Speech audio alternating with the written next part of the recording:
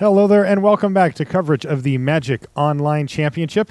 It's early in the morning here in Seattle, Washington, and we're all set for what is going to be an awesome day as we work our way towards the top four of the tournament here. We've got 13 players battling it out, and this morning they're going to start off with Shadows over Innistrad Booster Draft. We're going to get you all prepared for that in just a moment. Before, let's take a look at our schedule to see what it's going to look like for the rest of today as we work our way into tomorrow. You can see that yesterday we started with Legacy Constructed. We played 3 rounds of that and then 4 rounds of Standard, which brought us to now this morning where we're going to do Shadows over Innistrad Booster Draft, and then we're going to be playing Modern Constructed. I know a lot of our listeners are excited about that.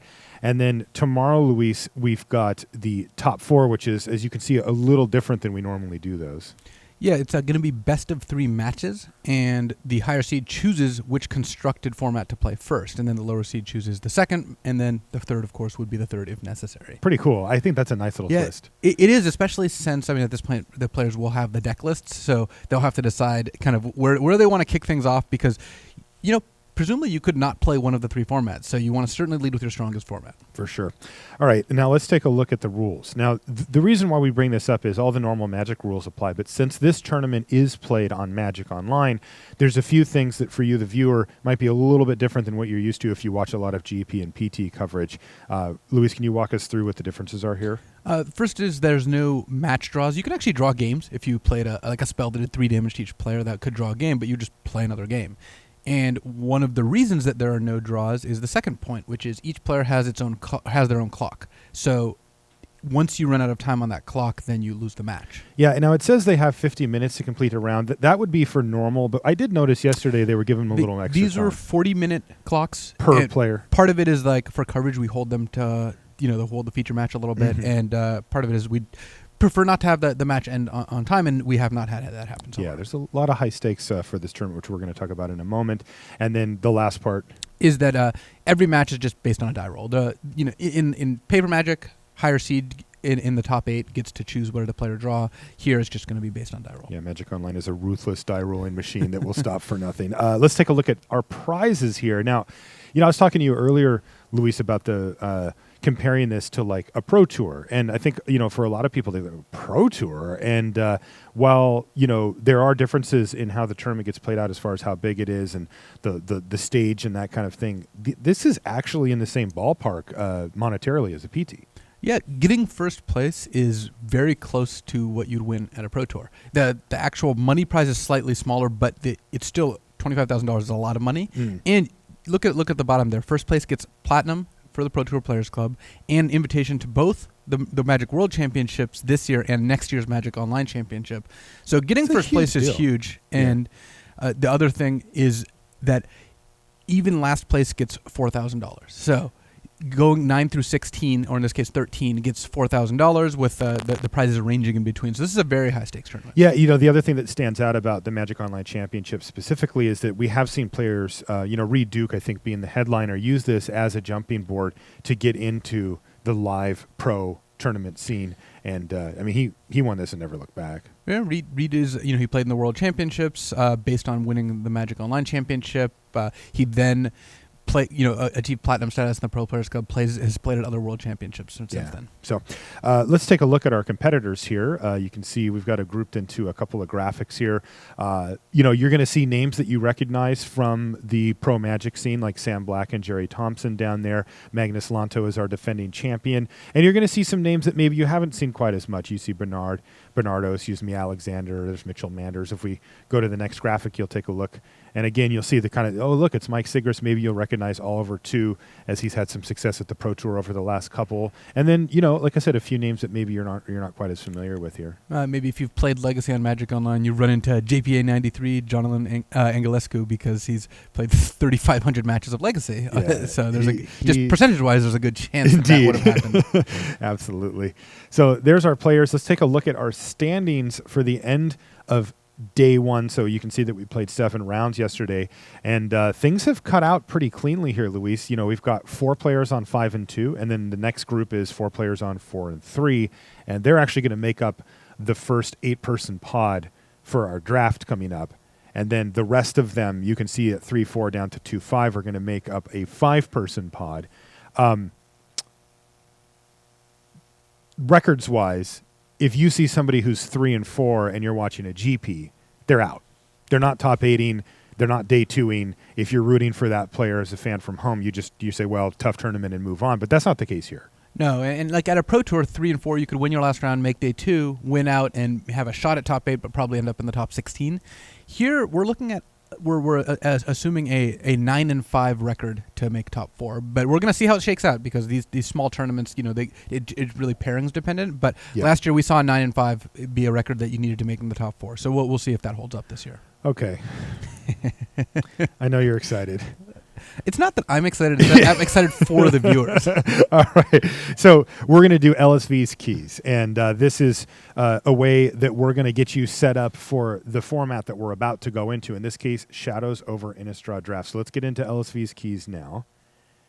And the first one that you have, Luis, is to understand what each color combination wants to do. What did you mean by that? So in Shadows over Innistrad, it's essentially a 2-color format. Sometimes you'll splash a 3rd color, but that is by no means the most common. So each of the 2-color pairs is doing a different thing. They have different themes going on, different decks that they kind of naturally gravitate towards. And knowing what each of the 2-color pairs wants to do is important. You have to know what all these 10 decks kind of want to be naturally and where you're going to end up a lot of the time if you draft them. Also, in the case of, say, something like blue-black, which a lot of people think is not as powerful as the other combinations, kind of what does a good blue-black deck look like? What does a bad blue-black deck look like? That sort of thing. Yeah, and it is interesting that this is Shadows over Innistrad specifically because things are not necessarily clear. These decks are not what I would call straightforward, archetypical type color pairs. We're going to be looking at some pretty different stuff. And, for the people that have drafted this set a lot, it's going to benefit them a lot.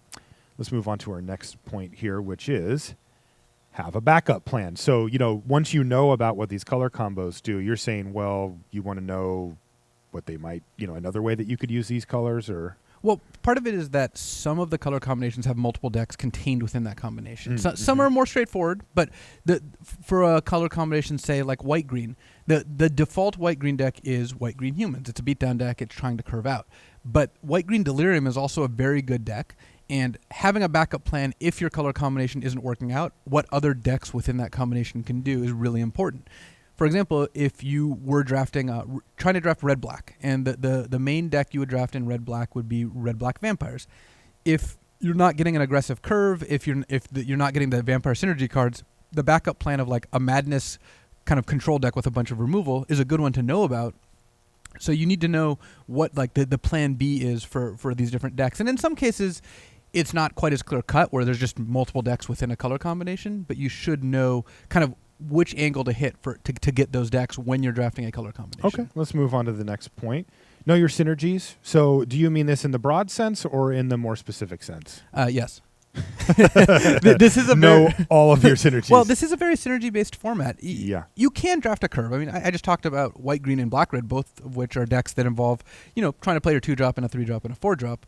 But even among those decks, even among the straightforward decks, knowing the good combinations is relevant.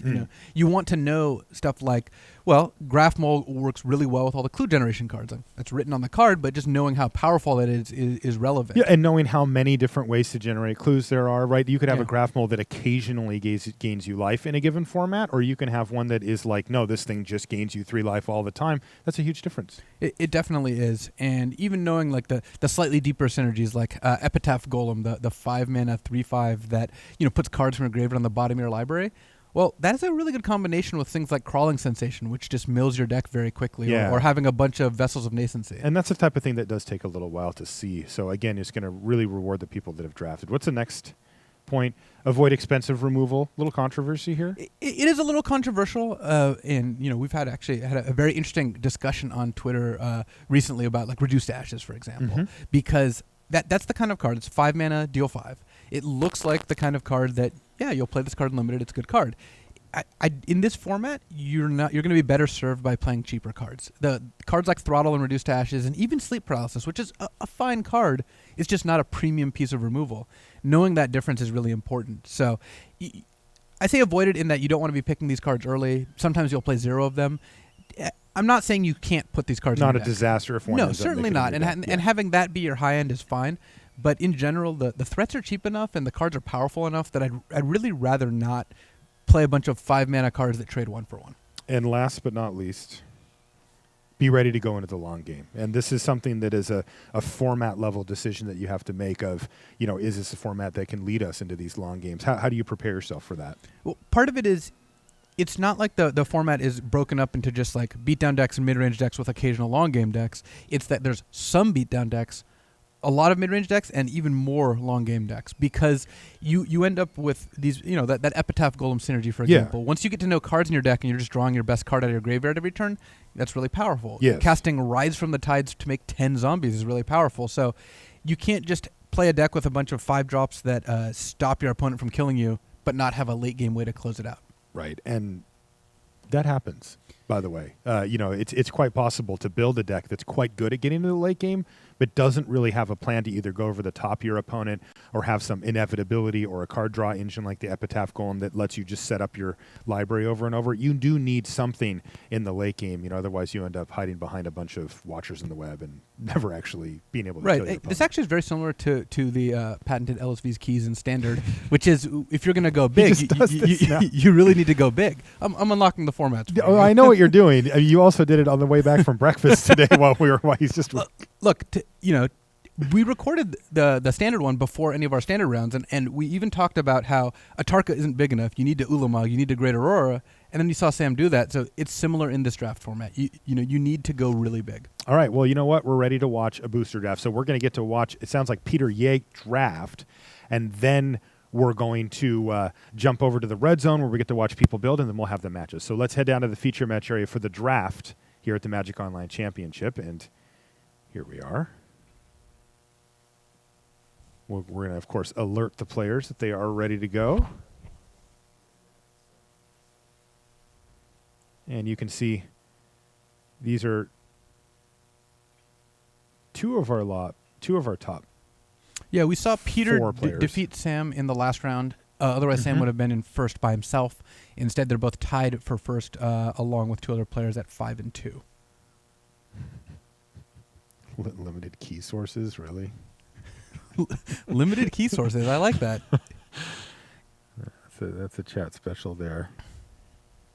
All right, so what we're doing now, by the way, is you can see our players in our feature match, but there's stations where they play throughout the course of the weekend, and all the other players are there, and so they're getting the event started and then alerting the players that they're okay to go, and once they are, which is right now, we get to jump right in here. Hello, Aberrant Researcher. Yeah, so... what jumps out to you here, Luis? I see a Byway Courier down there as well. Yeah, we'll see if we can ask the player to enlarge the cards here, but we've got, or we'll see if we can get the graphics to be a little bit bigger, but it looks like Byway Courier and Aberrant Researcher, as well as Compelling Deterrence, yep, are the cards that stand out, as well as Dauntless Cathar. There we go. And they went for the Byway Courier. Yeah, there we go. Whoop.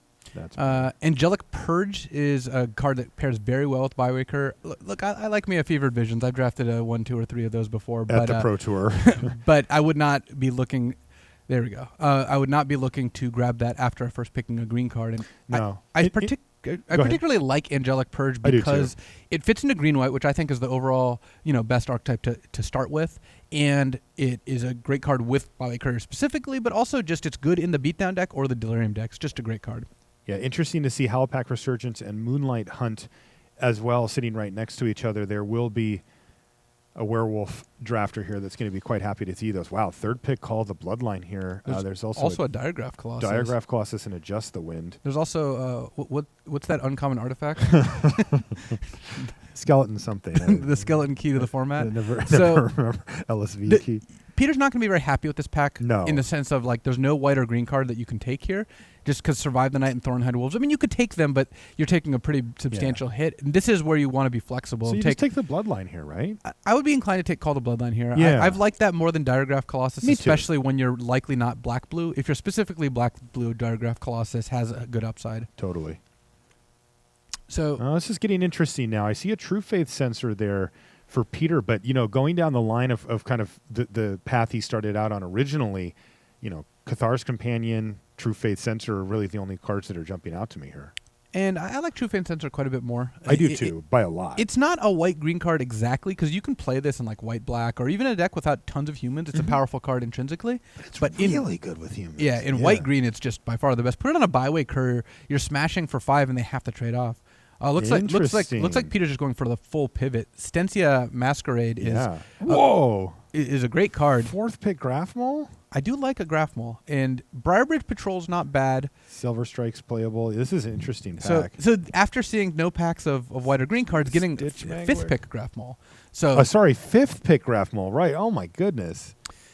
There's no way I'm passing that here. Even though I like how Peter's been flexible so far, I'd be right back in on Graph Mole. Like this is, picks 4 through about 7 are the really, really crucial like signaling picks. When you see a Graph Mole 5th pick, that does mean something. And wow, Griff's Boon. This is a very powerful card. Very nice. A lot of people, podcasts even underrated this card initially, and it turned out to be very, very good. So you see the 2 black-red vampire cards. Those are heading to the sideboard for now, and Griff's Boon is highlighted because it's significantly better than not only all the other cards in this pack, but specifically all the other white and green cards, of which there are many. Seeing an Intrepid Provisioner, a Confront the Unknown, these are signals that green is not being cut. Well, here's an interesting one here, Luis. So there's a few reasonable cards in the pack, but I'm looking at Crawling Sensation, and I'm wondering, where are you at on this? Where do you think this is the pick? I legit think Crawling Sensation is the pick here. You're not set up for a beatdown deck. You're not committed to that. Even though Griff's Boon is good in beatdown, Crawling Sensation does mill Griff's Boon. Yeah. Angelic Purge, Byway Courier, and Graph Mole all slot perfectly into the white-green Delirium control deck. So I actually like where Peter's going with this. This is perfect. Wow. Here's an Apothecary Geist. Also a Vessel of Ephemera, which is decent. Which one do you like better? I like the Vessel because you're leaning towards Delirium, and that puts an enchantment in your graveyard. Also, he has no 2s yet. Yeah, it also helps like playing this on 2. It's not like a 2-drop in the sense that you're curving out, but it's a 2-drop in the sense that it gives. If you can play this on 2 and you wouldn't have played anything else, paying 3 mana for 2 1/1 flyers is a very good deal. Yeah, it looks like Peter's just going to take the Scrutiny here. He could take a Warp Landscape. It looks like he's not picking up anything for his deck here. Unfortunately, Invocation of St. Traft didn't quite live up to its predecessor by name. I actually like Warp Landscape here because it combines with Crawling Sensation, because you can sacrifice the land and get an insect. Now, Howlpack Resurgence still in the pack, though. It doesn't look like that's going to do anything for Peter here. It is, but I would slam Loam Dryad here. I would too. Maybe slam's too strong a word, but no, you'd I slam would select Loam Dryad. Well, key to the format the key to the format is still there. Yeah. I would take Skeleton Key here. The card has some utility. If you have enough creatures that you can reliably equip it early, it does. I mean, it's a powerful effect. Giving Skulk and Looting is very good. Here, I'd be inclined to take Second Harvest just to cut off green cards, though none of these cards are cards you're particularly concerned about. Right. Well, I like where he's going here, though, right? I mean, he started off in green-white, unclear exactly what, and then it started to look like maybe that wasn't open, and now he's veered back over. The one thing that does stand out is his sideboard has a lot of cards in it. All right, here's pack 2. So there's 2 cards that immediately stand out for me. One is Vessel of Nascency, which is very powerful in decks like this. It enables Delirium. It combines with Crawling Sensation. It makes your deck more consistent. The other is just Burn from Within if you were looking to splash, because one of the strengths of white-green is you play cards like Loam Dryad, Fork in the Road, Warp Landscape, and splashing an X spell, it's not the worst idea. It's exactly the kind of card you want to draw late. So yeah, I really like Vessel in these decks as well, but I would actually take Burn from Within. I do think that it is an irreplaceable effect that you're likely to be able to play, and that can be an absolute game winner, where the Vessel's like the safe pick, right? It's the one is going to make the cut. And Peter decides to keep it close to the vest here. And I do like taking Vessel here. I think that's too conservative. I think that taking Vessel, it just is going to make your deck better overall. I don't think you need a finisher of that caliber. Tamiyo's Journal is quite good in the Clue deck, especially with Graph Mole. Just take the Courier, though? Byway Courier is the safer pick. Yeah. Tamiyo's Journal is the kind of finisher I do like in this deck. So I would take Byway Courier over Thraben Inspector, which is actually surprisingly the 3rd pick out of the pack. I think that card's Thraben Inspector is very, very good. Yeah, I think it's really good. And it's also a good combo with Loam Dryad. I think that's an actually effective combo as well. I would be inclined just to take Byway Courier, though I think Tamiyo's Journal, if you take Tamiyo's Journal, you're setting yourself up to just use that as a finisher. Look at that! Yeah, I mean, the Frog Horror has arrived. Oh yeah, Gitrog Monster is perfect here because Again, it synergizes with all the other cards we're talking about that dump lands in your graveyard. It's a great card to splash for. See, now I think Peter's very glad he took the Vessel instead of the Burn from Within. Yes, he is. Because he ended up getting just 2 other big finishers. Because between Journal and Gitrog Monster, Peter has the high end he needs. Now he just needs to focus on getting Angelic Purges and early defense and Thraben Inspectors and maybe some Fork in the Roads to kind of fix his mana. But otherwise, he's looking great. Well, that being said, I would just take Kindly Stranger here. Yeah, that looks great. Kindly Stranger is incredibly good in this deck. It's a 3 mana 2/3. You can pay, and then when you have Delirium, you can pay 3 to flip it into a 4/3 and destroy any creature. Yeah. It actually is getting to the point where Peter could consider just playing like a second green Vessel. That is absurd. Playing black green. I mean, we'll see. He's got 3 white cards. One of them he doesn't even really need, Grip Spoon. And he could easily splash Angelic Purge and just not play the green Vessel. So the white Vessel, yeah. Or the white Vessel, rather. And actually getting to the point where it's possible that Call the Bloodline might make its way back in. Absolutely. It's a good combo with Gitrog Monster. Totally. And Crawling Sensation. You start discarding lands and getting tokens and drawing cards. But the Vessel's a great pickup for Peter for sure. If the Vessel weren't here, I would take the white-green land, but the Vessel's good. And now he snapped off the Accomplice, though. I do know that there's a Forsaken Sanctuary there, too. Yeah, Forsaken Sanctuary would have been a very reasonable pick just because it looks like you're going to splash white here for Angelic Purge. But this does signal that he's going the direction that you mentioned, which is he might just be going black. And, yeah, there we go. We see him. Oh, yeah. I think almost for sure he's looking to be in black-green now. If you snap off Ghoul Color's Accomplice, then that is presumably the plan. He's doing it. I like where this is going. I do, too. I'm not going to lie, Luis. I'm a little jealous right now. Oh, see, perfect. Wildfield Scarecrow is exactly what you want for this kind of deck. It fixes your mana. It adds to Delirium because it's an artifact and a creature. It's a good defender. It's 1/4, it can block early creatures. I really like how Peter's drafted, and not just because I like this deck, even though I do like the deck. Sure. Because we saw him take a black card third after having a white and a green card, and then take a red card fourth, and then pivot right back into white green, and then now into black green. He's being very flexible, but also maintaining a very powerful He just took a Moldgraph Scavenger, one of the cards that you hope to pick up in this later stage of the pack as a payoff. I am waiting for him to get that Call the Bloodline in the main, though. Yeah, I think at some point that might happen. I do like the pick of Moldgraph Scavenger over Watcher in the Web, just because having a 2-drop is a lot more important. He's already got 2 really powerful 5s. He's got a lot of good late game, so... Grotesque Mutation, kind of a borderline playable in decks like this. Rancid Rats is very good. That's a nice pickup at this so is late Weirding Wood. I actually like Weirding Wood quite a bit in a 3-color deck. Yeah, especially with you have Graph Mole and Tamio's Journal. So this is going quite well. I think Peter's not only got a very good deck right now, he's set up to have a very good deck in Pack 3. He found an Unruly Mob, but that is not the kind of card that you want generally in these decks, so he's going to put it right in the board. And he does find a dual land last. Unfortunately, it's a choked estuary, not going to make a difference for him. He's moved the Warp Landscape to the main. Between the fact that you are playing 3 colors, or at least splashing Angelic Purge, and that it triggers both Gitrog Monster and Crawling Sensation, I think Warp Landscape has a place here, even though it's it's not an Evolving Wild. I think he's just showing off a little here. He's almost got a deck he could submit. We still have another pack to go. Yeah, that's a great spot to be in. I mean, yes, he would rather cut Skeleton Key, Stallion of Ashmouth, Grotesque Mutation. Yeah, but he just put those in right now. And, there we go. Elusive Tormentor! Wow. All right, well, his pivot into black definitely paid off. Elusive Tormentor is just one of the best cards in the set. There's some decent wheel cards here, too. There's a Stoic Builder. The Ulvenwald Mystery is unlikely to make it back. Unlikely to make it back, but if it does, you'd be very happy with it. Yeah, the Purge isn't. Angelic Purge is also not going to make it back. Right. Groundskeeper has merit, too. It does. Groundskeeper plus Gitrog Monster and Crawling Sensation. That's that's a real thing. Yeah, for sure. And Groundskeeper Call the Bloodline actually is very good. So if that Groundskeeper wheels, which I think is highly likely to happen, there's a good chance that Peter wants to take Groundskeeper and combine it with Call the Bloodline and Gitrog Monster and all the other synergies. Ugh, this deck's so sweet. He knows his synergies. he must have watched the LSV. He's gonna go big. Wow, and he's got the combo if he wants it. Look at this: Slayer's Plate and Elusive Tormentor. Have you ever transformed it? Oh yeah, I guess you can turn it into Obscuring Mist and then put Insidious equipment on Mist, it and then smash in for 4 a turn. Yeah, and it's just unblockable, untargetable, indestructible, everything. I don't know if that's what he wants here, though, right? Slayer's Plate's actually a card I'd be kind of disappointed to take second in this deck. Would you? Just because you don't need help grinding out your opponent. You've got Tormentor, Tamio's Journal, Gitrog Monster. Slayer's Plate's not the angle of attack I think you necessarily want. Okay, so that being said, then what does he take out of the pack? I think he takes the Slayer's Plate. Okay. I think it's just the best card, and there's 2 Groundskeepers. One's going to wheel, but I would rather have a card like Deadweight would be much better than Slayer's Plate, for example. All right, So he's going to log it. And I like this too because at this point, I think Peter is correctly assessing that he's got the power level, he's got the late game. He just needs cards that'll let him get there.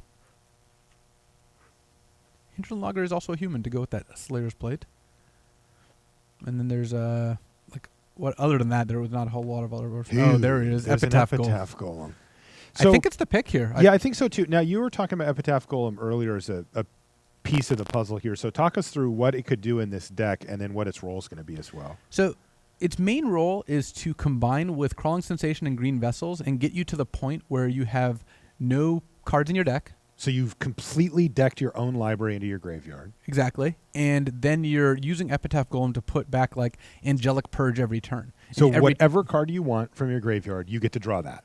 Yep. And you get to draw it. If it's a sorcery and it goes to your graveyard, you get to draw it every turn. Or you could just like put back Elusive Tormentor, draw Elusive Tormentor. Next turn, put back Graph Mole, draw Graph Mole. Next turn, put back Gitrog Monster, which, by the way, I've gone off with Epitaph Golem Gitrog Monster. That goes deep. That just You're drawing 2 cards a turn, so you're just putting 2 cards back. You have to make sure not to deck yourself because it's dangerous. Yeah.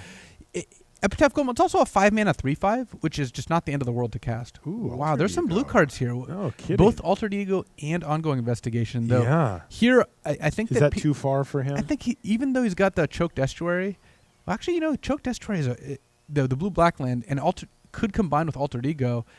It's funny because Fork in the Road is a very good card, and if not for those blue cards, you'd take Fork in the Road. But Altered Ego is a hugely powerful card. Indulgent Aristocrat for the Call the Bloodline synergy. Yeah, it's interesting. That's a combo I love, but gosh, his deck just seems so well rounded, and like Indulgent Aristocrat on its own is so bad in his deck. It's the Call the Bloodline. Yeah. He I might take the Aristocrat just because you're not going to play Thornhide of Wolves or a second Explosive Apparatus, but I agree with you. I don't think you're like super likely to play it, and in fact, it goes to the sideboard. Wow, wheeled Byway Courier. Wheel. That's a gift, and Peter already has a Weirding Wood, which I would be inclined to play, given that he's playing 3, maybe 4 colors. Did he end up with one in his pile? There's a Groundskeeper, by the way. Yeah, Groundskeeper is a pretty big pickup here. I like it a lot more than Stoic Builder. It's also a combo with the Loam Dryad you already have, just because it's a cheap creature you can play. I love this deck. This is exactly the kind of deck I always want to draft. Yeah, just funny. No, I'm not going to say it's luck, even though it is luck. But we keep talking about these decks, and then they just keep happening. They keep drafting him. Yeah. Maybe the keys are just really that important. Second Groundskeeper is not nearly as valuable as the first. Right, and here you see Peter not really looking to prioritize it. Yeah, he's just cutting. That's a late pour over the pages, but yes, Cliplings is a good sideboard card. Pick the Brain's a decent sideboard card too. Press for Answers pretty late. Yeah, so you can see that this was for sure a draft where blue was quite open, but it didn't matter. It was weird because we saw a Stitched Mangler like 5th pick in pack 1, but then we didn't see any other potentially good blue cards. And then this pack, there was these 2 really late blue cards. They were both kind of blue-green cards, which could make sense. Mm-hmm.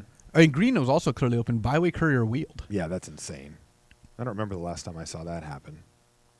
So, and of course, since we're playing on Magic Online, this part's going to go pretty quickly here. As you can see, he's already got it down to 23. There's 4 lands and 27 cards down there. So he's just making those last tweaks. And these are important. Like we see Tamio's Journal is currently in the sideboard. Right? That's a decision that he's going to have to make. We've got the Call the Bloodline in the board right now. Not playing Tamio's Journal makes sense to me when you already have Gitrog Monster, Elusive Tormentor, Altered Ego as these high-end cards. Especially Slayer's Plate also competes with it.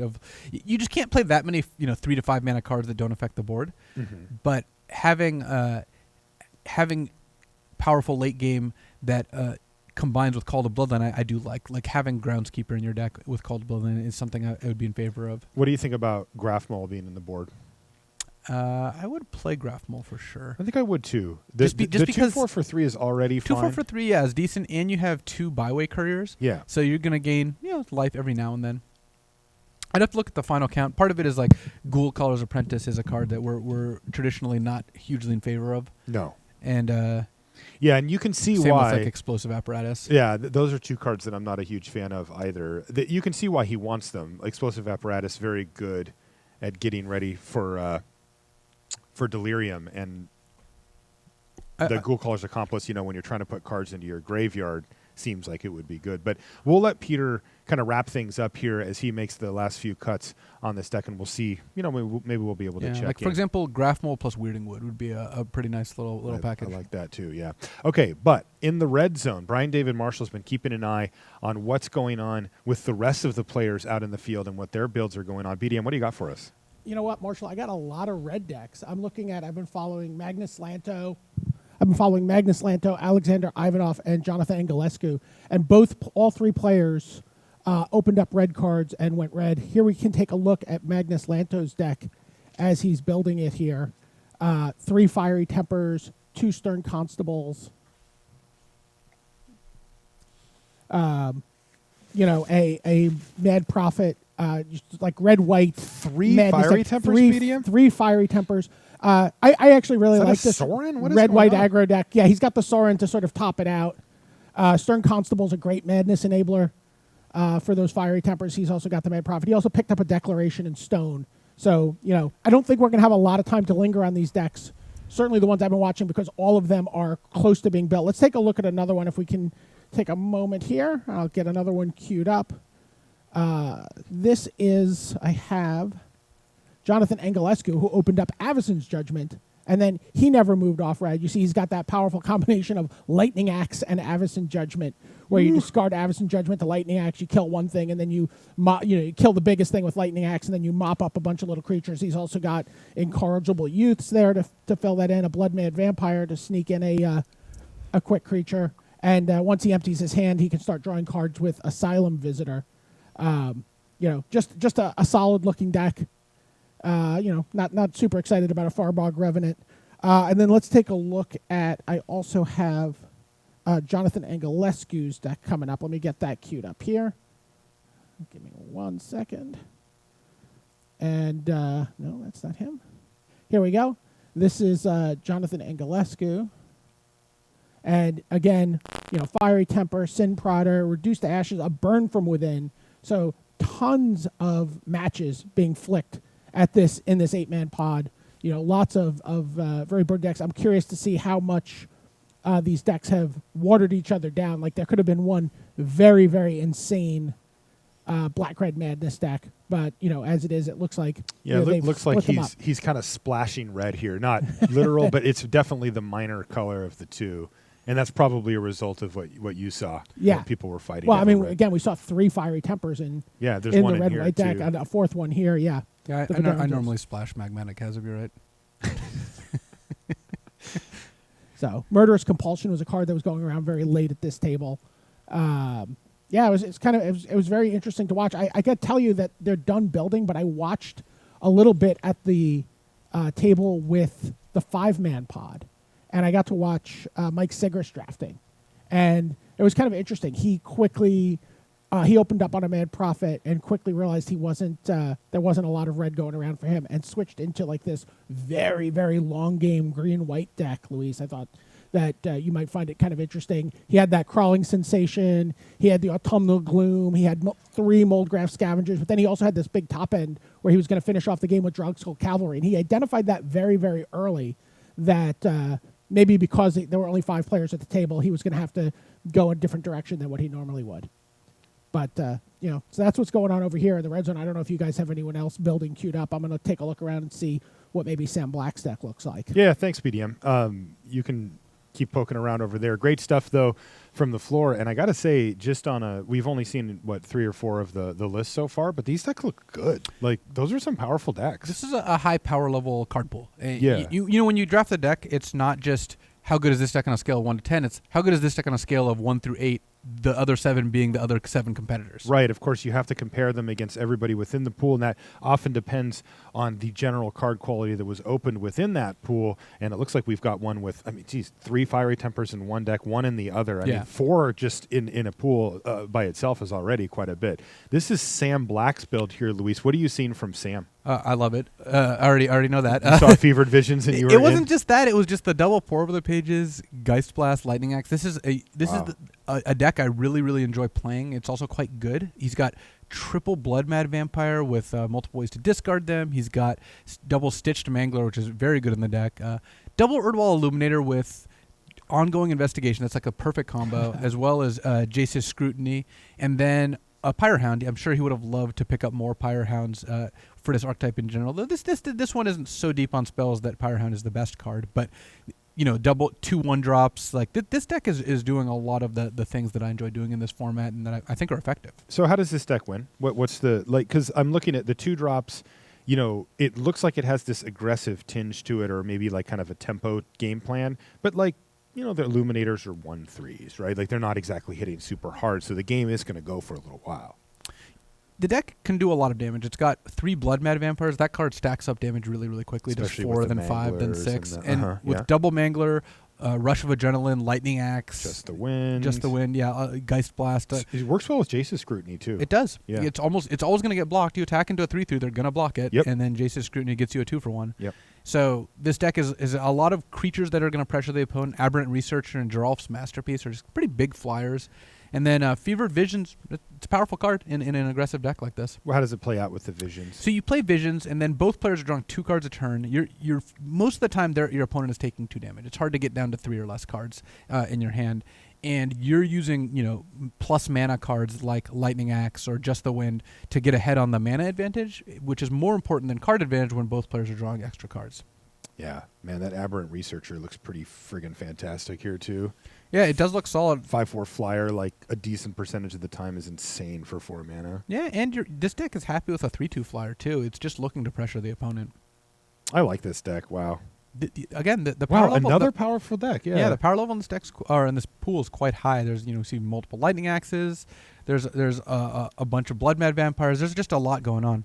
All right, BDM, you got another deck for us to look at in the red zone? Yeah, absolutely. I have Oliver TU, and he is green-white. He's got a Westvale Abbey in his deck, as you can take a look. You see, he's only got about 12 creatures, but he does have 2 Vessel of Ephemera to sort of bolster his creature count and get him to the point where maybe he can activate that Abbey. Tireless Tracker is one of the big cards. Couple of filler-looking creatures here and there. But yeah, I see double True Faith Sensor there, BDM. Yeah, but he does also have Uvenwald Mysteries, which gets a little tricky maybe with 12 creatures. Yeah, a lot of the double, like the Ulvenwald Mysteries plus 2 True Faith Sensors. Plus, it looks like he's got Strength of Arms and Confront the Unknown. With not a ton of creatures can get a little sketchy. I kind of love playing Loam Dried in this deck, actually. Yeah, just getting a body in there that can. Multiple pieces of equipment and Ulvenwald Mysteries makes me a lot happier to include cards like Loam Dried. Yeah, I mean, do you see any room for a card? Now, I guess he has no way to get lands, put land. He doesn't have any for Stoic Builder. Ooh, yeah, nothing for Stoic Tracker? Builder. Yeah. Well, you can use Stoic Builder to get back Westvale Abbey if you flip it and they kill it. Because that always they happens. kill the right? indestructible 9/7. Yeah. I like the Tireless Tracker there, though. Well, yeah, it's because it's just one of the best cards. In the Yeah. format. Maybe one of his first picks. Almost certainly, that's a card we see people playing in going all the way to Legacy. All right, thanks, BDM. So the players are wrapping up their builds, and once they're into their matches, we'll be down watching them on the floor as well. But they're going to make sure that they get get their land sorted, get everything perfect before they hit submit on these draft decks, because there's a lot on the line here. Well, you don't have to sort your lands because it's Magic Online. It automatically does that for you. All day with this, all day. How about sorted out? Does that work better for you? That's all right. All right, and so that's going to do it for the draft and deck build portion here on day 2 from the Magic Online Championship. Black Green Delirium. Is this the best Delirium deck in Shadows over Innistrad Limited? I think so. In my opinion, it's also my favorite deck to draft. Period.